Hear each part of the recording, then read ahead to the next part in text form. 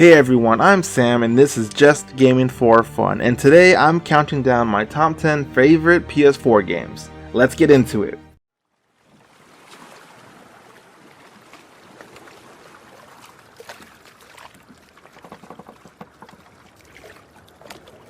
For the entire lifespan of the PS4, I've had more downs and ups when it comes to its hardware, but when it comes to the software, the PS4 was on fire. There really is no denying that, and even if the PS4 library isn't your cup of tea, you can at least still recognize the greatness that it offers. The PS4 library found new life for me when I started to replay them on the PS5, because as mentioned before, when it came to hardware, I didn't enjoy the PS4, but I do enjoy the PS5. So when I replayed many of these games that I did not care for on the PS4, I actually ended up enjoying them on the PS5. Now, I really can't explain why that's the case, but that's just what it is. But that's enough explanation. I really just want to get to my list, but before we start, if you end up liking the video and my list, please leave a like and share if possible. That always helps, and if you want to see more videos like this or just hear my opinions on matters of gaming, subscribe to my channel. But enough rambling. Here are my top 10 favorite games on the PS4. Number 10, Until Dawn. Until Dawn is an interactive horror drama where you control the actions of a group of friends returning to a lodge in the mountains where they once held a party years ago, but ended in sadness when two of the members went missing during that time. Until Dawn is akin to the Goosebumps Reader Beware, You Choose Your Scare series of books, and every chapter you'll be controlling a different member of the group, and depending on your choices, this will determine if they are making it out alive by the morning or if they will end up on the body count. In Until Dawn, you will be exploring multiple locations from caves, mines, shafts, and a sanitarium, and in each location you will discover clues about what happened to the missing sisters. While not an extremely scary game, there are moments that will get your heart pounding while you're desperately trying to outrun this unknown stalker. And in between chapters, you will be answering questions that have a direct impact on what you'll be seeing in the game. For example, if you say you have a fear of clowns, the stalker may be wearing a clown mask in your next encounter. Until Dawn is a fun game, but it isn't too scary, and I feel it deserves at least one playthrough. And if you're not too comfortable with horror games, you should be fine. This one isn't too scary.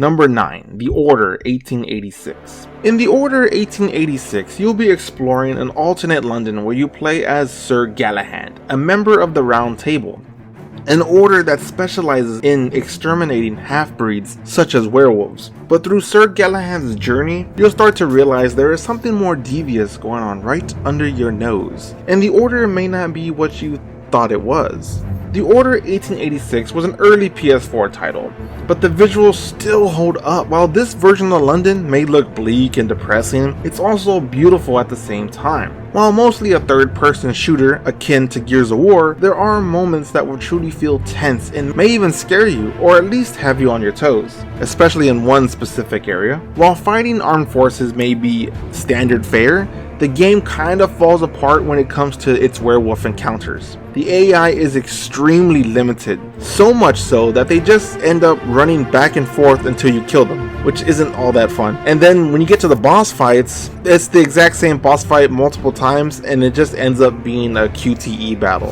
which is disappointing. While The Order 1886 may stumble on its werewolf encounters, the story, world, and lore are fascinating, and from where the game ended, you can tell what they were building up to, and that had me extremely excited. But sadly, it looks like this world will never continue, and that is a damn shame because The Order 1886 had massive potential. Number 8, Uncharted: The Lost Legacy. Uncharted: The Lost Legacy takes place after Uncharted 4 and follows Chloe Fraser from Uncharted 2 and Nadine Black, who first appeared in Uncharted 4. In this side adventure, Chloe is going after the Tusk of Ganesh, an Indian artifact that her father obsessed over. But while looking for the Tusk, we learn that there is another person, naturally, also on the hunt for it, a warmonger named Asav, who wants it for his own selfish personal gain. So it's up to our girls to get it first and stop him. The Lost Legacy story, while not amazing by any means, still holds up as an awesome popcorn flick. Everything you expect out of an Uncharted game is here. The shootouts, the action set pieces, the explosions, exploring a beautiful world while discovering ancient artifacts. The Lost Legacy isn't too long of a game, but it isn't extremely short either. There is a lot to do and find in India, and the entire game is a blast to go through. While I didn't like Nadine in Uncharted 4, she is a much more enjoyable character here. Sure, we may not be playing as Nathan Drake, but this is an Uncharted game, and there is no doubt about that. And The Lost Legacy proves that we can still have a fun title in this series, even if our boy Nathan isn't playable. Number 7, Uncharted 4. Uncharted 4, A Thieves End is the final entry for our hero, Nathan Drake, as the name implies. In this entry, we find that Nathan has been out of the game for a while and is starting to feel restless. That is, of course, until his brother Sam returns and they end up going on one last adventure. An adventure that leads them to a secret ancient pirate society. Exploring the world as Nathan has always been a blast, and even the moments when you experience flashbacks with Sam are interesting as well. Uncharted 4 offers exactly what we expect, but only on a bigger scale. While past games were quite linear, Uncharted 4 has a more of an open world feel. Traversal has been improved upon through many ways. Nathan is now equipped with a grappling hook he can use to climb to new areas or swing to new platforms. And for the first time, you can now drive, and these lead to some awesome set pieces. Combat has been improved immensely. Shooting and melee combats feel better than ever, and the AI of your enemies are more dynamic. But one of the best improvements is the stealth mechanics. Being able to sneak around most of the levels feels more natural for Drake, rather than going on a shooting spree akin to Rambo. Uncharted 4 for some may feel like a bit of a letdown, but for me, I enjoyed every minute of this game. It is a blast from start to finish. Number 6, Marvel's Spider-Man. Spider-Man is bigger and better than ever on the PS4. While many games in the past have tried to let us experience web slinging through New York City, none have made it this fun and natural to do so. Seriously, the web slinging is the best part of this game for me. Most open world games can feel like a slog to traverse, but Spider-Man makes it so much fun. And to add to that, the combat is fantastic. Spidey is quick and nimble and is able to jump and slide all around while spewing out webs in every direction. While Batman in the Arkham series feels slow but powerful, Spider-Man feels fast and frantic, all while spouting out sarcastic one-liners left and right. It's actually surprising. While Spider-Man's story is extremely well told and lets us fight multiple villains, it's not something I cared too much about. It's all well and good, but the best part is just being Spider-Man. Web slinging from place to place, stopping crimes is so much fun. But unfortunately, there are some boring parts that include us having to play as Mary Jane and Miles Morales. I seriously could have done without these moments. I understand why they're in there, and I understand what they're building to. Personally, anything that takes me away from being Spider-Man is a bad choice in my opinion. Unfortunately, it also falls into the open world trap, where the game adds way too many side quests, to the point where it becomes boring and overwhelming. I would rather have a more focused approach. But besides that, Marvel's Spider-Man is a fantastic game, and if you love Spider-Man, you need to play it. Number 5, God of War. This isn't the God of War I know and loved for years, but once I look past that and accept this entry for what it is rather than what it isn't, it ends up being a pretty damn good game. God of War tells a heartwarming story between a father and his son, all while still being a great action game that lets us fight Norse monsters and gods. The combat is different from past games. It tries for a more modern approach with having an RPG-like skill tree, and it works well, but I still prefer the former. The gore has been turned down from past games. This is extremely disappointing. Having the enemies poof into Cheeto dust just doesn't feel as rewarding as being able to gut a centaur and seeing all his guts come out of him. God of War was known for its gore, and this game just seriously loses all of it. And while it is an open world game, the world feels a bit dead to me. There is really no one to meet and not much to do, rather than just fighting some Valkyries and doing some side quests that aren't particularly interesting. The best part really is the main quest, which it should be. But if the side quests aren't interesting, then why add them? There is only one scene where you see some civilians that turn out to be cannibals, but this encounter is a one-time thing and it ends up feeling out of place in the grand scheme of things. I could have used more of that sprinkled throughout. God of War may be flawed in many ways, but it is the first step in a new direction, and I'm more excited to see what the sequel does. I like the interactions between Kratos and Atreus, and I love Mimir, who ends up being the intel/comedy of the game. And in all honesty, I want the huge epic boss fights to return. I want to see and have more of an impact on civilians in the towns and cities. I want the gore to return. The new God of War may be a fun game, but it is missing these key features that made God of War what it was. But that being said, it still made my list. So yes, God of War is a damn good game. Even though it sounds more like I'm complaining, I did really enjoy it while I was playing it on the PS5. It really is a good game. You can't deny it. Even though it's not what it used to be, it's still good for what it is. Number 4, Final Fantasy VII Remake.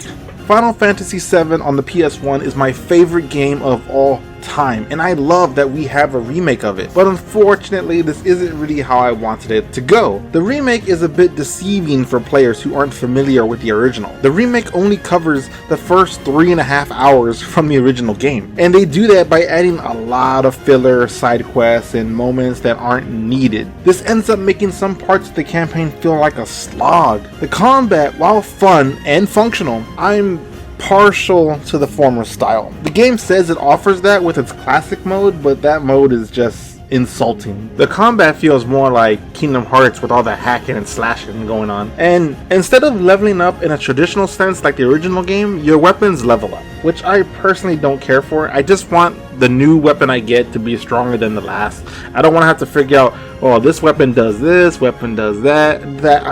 I don't want to do that. The addition of having Sephiroth in the game and allowing us to fight him in the end is a terrible choice. All the mystery is gone, and the remake turns him into a mustache twirling type of villain, and that's really depressing because Sephiroth is my favorite villain of all time, so that kind of sucks. Now, of course, with all that said, I still enjoy the game, even if it's more of a reimagining fan fiction than a traditional retelling of the original story. The combat is fun. Being able to explore some of these new areas in a new light is amazing. The moment the game starts, you're just overwhelmed with a huge sense of nostalgia. The graphics are gorgeous, and the music is remastered, and it all looks and sounds beautiful.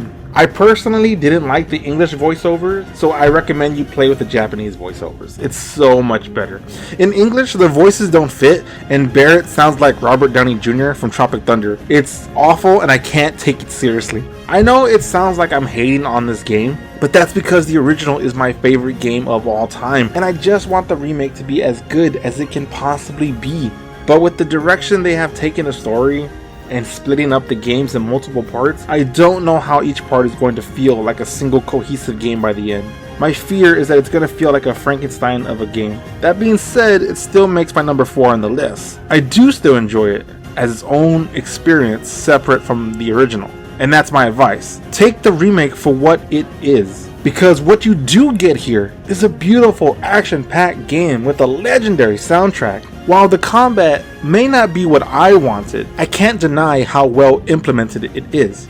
But don't go into the remake thinking that you will finally experience the story that fans fell in love with in 1997. Because this isn't it. I'd still recommend you go back and play the original. It completely holds up. I just played it and completed it again recently, and it was still as fun as it was back then. The remake's good, but the original is legendary. Number 3, Astrobot Rescue Mission. Oh yeah, Astrobot Rescue Mission definitely deserves to be in the top 3. Now, of course, this is a VR game and requires the PSVR, but this is completely worth it. This, in my opinion, is the best original platformer on the entire console. Nothing comes close, and what makes it even more amazing is that it's all done in VR. If you would have told me a platformer could work in VR, I would have said you were crazy, but damn, it works amazingly. Astrobot is the cutest character I've ever seen in gaming. For me, Astrobot should be the official mascot for PlayStation. Rescue Mission is packed with awesome levels filled to the brim with secrets to find, and you really have to take advantage of the VR because you may need to look behind or under platforms to find these secrets. The boss fights are fun, the platforming is fun and challenging, the graphics are simply beautiful. This is the game that sold me on buying the PSVR. If you've never played this game, you need to get on it. And yes, I think the PSVR is worth getting. There are a lot of fun games to play with it. Now, the PSVR may be a hassle in its own right, but Astrobot just has top tier gameplay. A platforming masterpiece. Number 2, Ghost of Tsushima. Ghost of Tsushima feels like Sony's approach to Assassin's Creed, but does it better in every way. Assassin's Creed has lost its soul over the last couple games, and it's gotten to the point where the world is just filled with time wasters. Ghost of Tsushima takes a more focused approach, which I always prefer. Yes, there are side quests, but a lot of these quests take interesting turns that I was not expecting. And the other side objectives, like following the fox to a shrine or find a hot spring area, aren't obtrusive and don't take much time at all. So it doesn't get in the way of the overall gameplay. For the most part, Ghost of Tsushima focuses on the story and pushes you to keep heading in that direction instead of trying to make you waste as much time as possible with useless tasks. The combat is fantastic because eventually you have 4 stances and each stance is used for different enemy types. And the longer the game goes on, each battle forces you to use all your abilities to its fullest, and it's so rewarding. Also, being able to do the standoff before most battles is epic. And it's so badass. It's a great feeling to kill 4 or more enemies before the fight even officially starts. And seeing your foes flee in terror is just pure awesome. It shows that you are meant to be feared. All of this, and I haven't even talked about the story yet, but rest assured, it's awesome and Jin is a great character. If I have to mention one complaint, I wish the game would let you choose to go all ghost or all honorable samurai. The game keeps telling you to take the honorable approach, but many times you are forced to go the ghost route, and I just wish I could choose instead of being forced to go a specific way on a specific quest. So that's my one complaint with Ghost of Tsushima, but other than that, the game's fantastic, it's gorgeous, it's awesome, it's one of the best games on the PS4, and it would have been my number 1. But I ended up playing another game before I made this list, and that game took the number 1 spot. And we're going to find out exactly what that is, but before we do, here are some honorable mentions.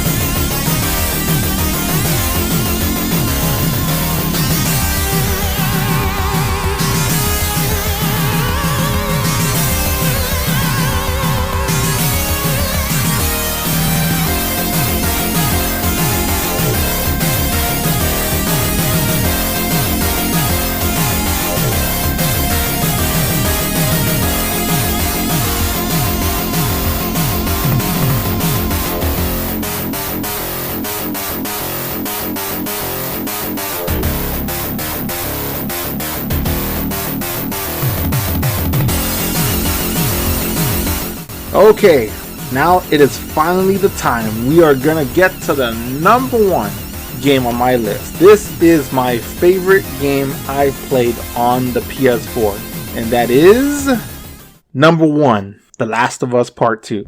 I know what you're thinking, how typical, but it really isn't. If I made this video a couple of weeks ago, The Last of Us 2 wouldn't have been on this list because I chose not to play it, but I felt that wasn't fair, so I decided to try it out, and I'm glad I did because The Last of Us 2 really is the best game on the PS4. While for most people, this all comes down to the game's story, and yes, I do really like it, and it was so engrossing, and it had so many twists, it made me feel so many different emotions, and kept changing and challenging my perspective. But that being said, that's not what got The Last of Us Part 2 at number 1, but rather it was the gameplay.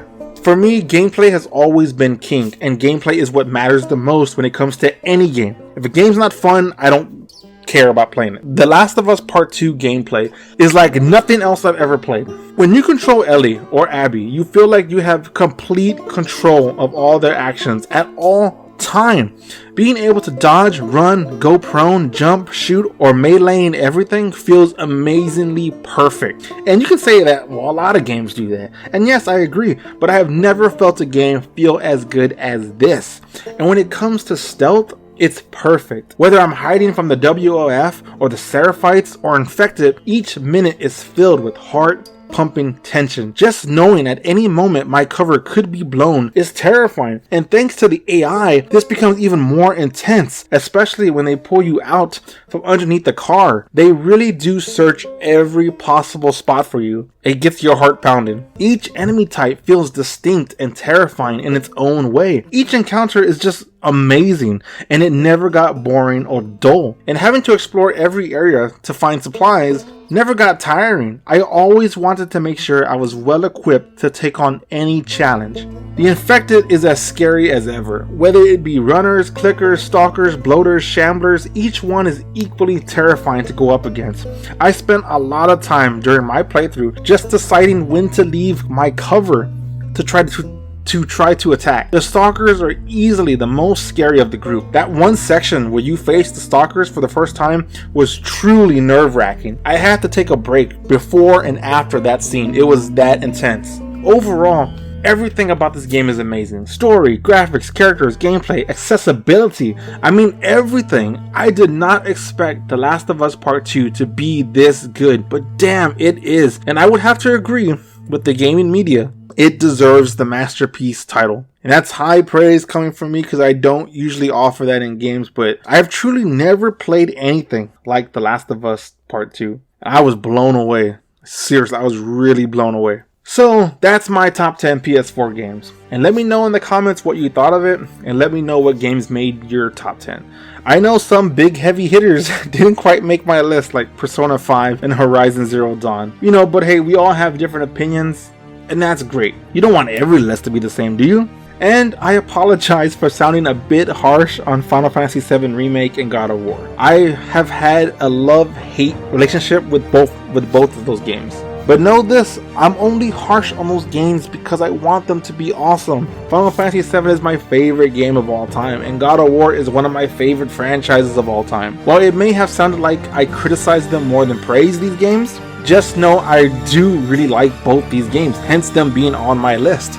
It's just I find it hard to talk about them without criticizing them because some parts of them really piss me off, but I still do like them. I enjoy them. That's why they're on my list, okay? So yes, Final Fantasy VII Remake and God of War are good games. I just have problems with them, but they are good games. That being said, the PS4 is a system that I have also had a love-hate relationship with for most of its lifetime, but I would be lying if I said the games it offered sucked. I know a lot of people, including myself, were tired of the same type of games being released, and you know, I miss some IPs like Killzone, Resistance, Motorstorm, and Twisted Metal. But the PS4 brought a lot of great games to the table, and here's hoping the PS5 does an even better job. And please bring back those games that I just mentioned.